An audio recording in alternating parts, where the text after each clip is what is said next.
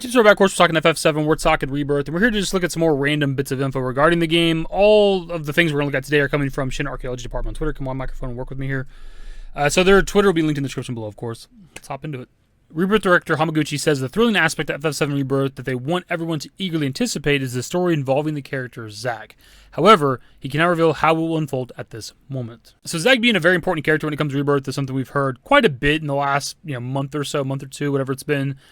And there's actually stuff like this, like a very similar kind of quote from like the previous interviews we looked at the last video. I just kind of skipped over them because it's not necessarily new information, but I want to put that one here just to talk about it because they're pushing very hard here lately on how important Zack's going to be. Like, I don't even wonder exactly how much he's going to be in the game because they're pushing very, very heavily about how important Zack's going to be to the point that like it feels like main character status, and I'm wondering how often it's going to be that we're like cutting away to what he's going to be doing. But also, the translation says that Hamaguchi can't get into what Zack's going to be doing right now, and I wonder if that's like a general statement as in, we can't talk about it, you just got to play the game, essentially, sort of thing, or if it's like, we're going to talk about it at a later point, like a different info dump somewhere down the road in the next couple months or something. They'll like maybe give us a little bit of a hint for what Zack is doing. I think they should. I don't want to fully know what Zack's doing, of course. I want that spoiled for me until I actually play the game myself, but like giving us an idea of what exactly is going on with Zack instead of just all this like vague shit we're getting in trailers.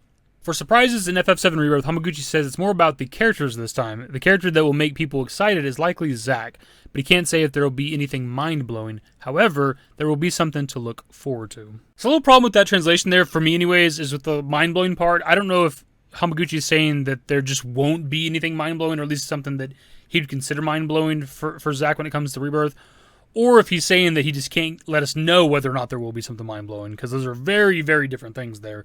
But I mostly just want to read that because this is another thing putting emphasis on the character of Zack. Hamaguchi specifically is very much hyping up Zack for Rebirth, which I love. Favorite character. The characters in FF7 Rebirth will not start at level 1. Instead, their levels will correspond to the average level that ordinary players had when they left Midgar. So this right here is obviously not new information. We talked about this a long time ago with like I think the TGS demonstration or something. We've seen it within the menus, you can see that the character's like level 21. So it's not really a surprise. I thought it was a little weird though, just because I don't know what they're talking about. I don't know if they're talking about like leaving Midgar as in like the end of Remake, you're level 21, or like leaving Midgar in the original FF7, people are like level 20 to 21. Because neither of those really make sense, because at the end of Remake, I think on my first playthrough normal mode, I was like upper 30s, maybe lower 40s, somewhere around that range, right? So I was nowhere near 20 to 21. And I don't think I've ever in the history of my life been in level 20 or so, leaving Midgar with the original FF7. Like, here's just a random playthrough I found on YouTube. It's not even a year old yet. And this is somebody who's like almost 7 hours into the game. This is right after defeating Motorball outside of Midgar, and they're not even level 15. Like, I don't know what playthroughs the dev team are watching, because I don't know who's in their fucking 20s leaving Midgar. Kind of putting that irrelevant bullshit aside, obviously what they're trying to do here is show progression from the first game, as in our characters aren't going to be the same level that they started with Remake, right? They're not going to start at like level 7 or whatever. They're going to be at level 20 or 21. I'm not exactly sure which one it's going to be. But it still doesn't add up to a normal mode playthrough, as I mentioned previously. Like, on my first playthrough, I'm talking about zero grinding. I didn't like just go like Corneo Coliseum or like VR simulator battles or whatever the fuck to like grind a bunch. I just played the game. That's it. And I was like high 30s, low 40s. So it still doesn't add up to where you would be at the end of just a regular playthrough of the game and then hopping into Rebirth. Like, we're going to be like 20 levels less than we were, which still doesn't, it's kind of weird. I'm also kind of wondering, since we're talking about this, what the level cap's going to be. We're starting at 20 or 21. Are we going to 50 again? Are we going to 75 now? And then the third game is going to be 100? I don't know. And kind of following suit with the previous discussion of things sort of carrying over between games, FF7 Rebirth will not support old save files because they always intended that the FF7R series in all 3 parts should be a standalone gaming experience. There won't be part numbers attached to them, similar to 10.2 and 13.2. Now again, this is something that we've talked about before. This isn't new information about things not carrying over or whatever the fuck and them being standalone games. It's something I was trying to push for a very long time on my channel.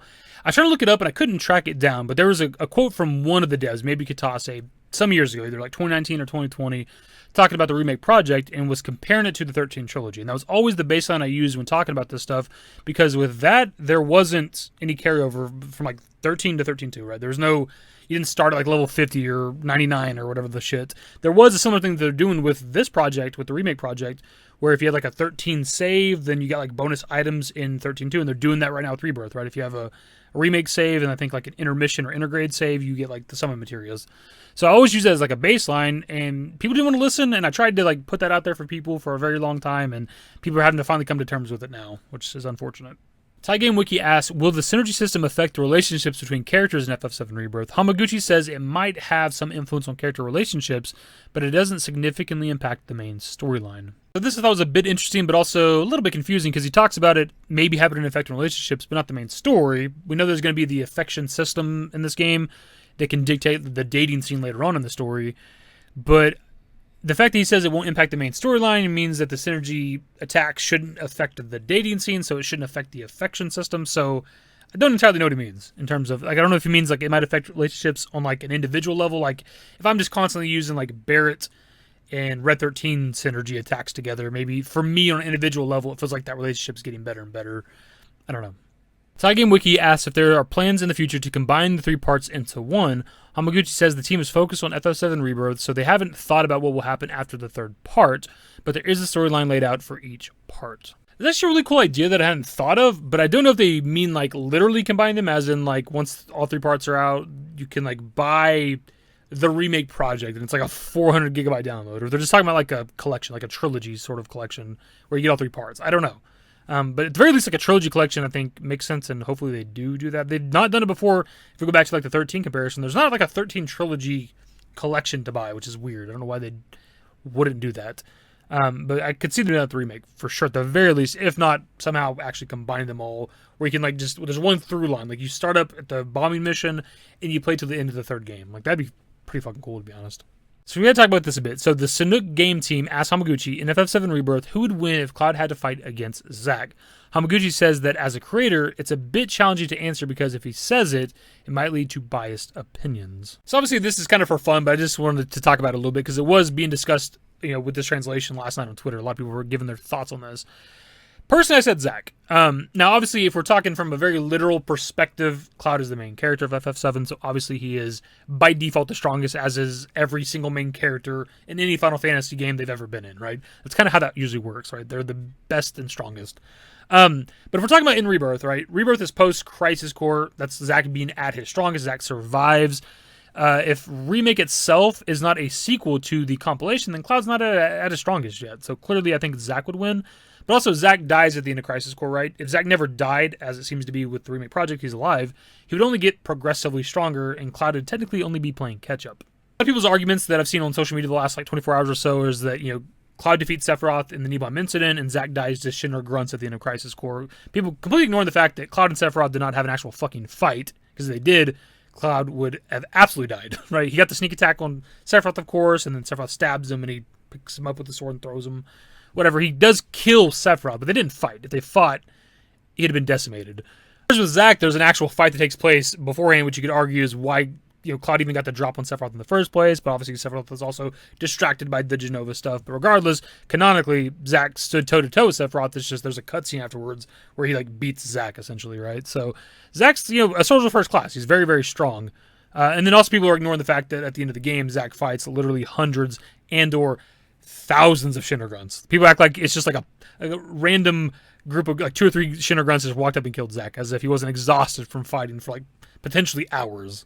Again, it's not a super serious conversation here, but if Remake isn't a sequel to the compilation, then Cloud's still early game Cloud, right? He's still strong, of course, but he's not at his peak, whereas Zack is at his peak post-Crisis Core. So, I think it'd be fair to say that Zack is stronger in the Rebirth terms. Now, for post-compilation, post-Advent Children, Cloud's at his absolute strongest. I would say that then he, of course, would beat Zack, but also, again, if Zack's alive going into Rebirth in the 3rd game, then he has the room to grow stronger and have more feats or whatever you want to call it. So I would say at the very least, if we want to make it a fair conversation, maybe they're even footing going into Rebirth. I don't know, but it's either they're even or Zack's stronger. That's all it is. There's no other part of this conversation. See, something else I forgot to mention. I've seen somebody mention on social media is the FF7 stories, the whole group traveling together, and Cloud has people helping him fight, whereas with Crisis Core, it's Zack solo. So that tells you kind of everything you need to know. Also, Zack made it in the soldier and Cloud couldn't.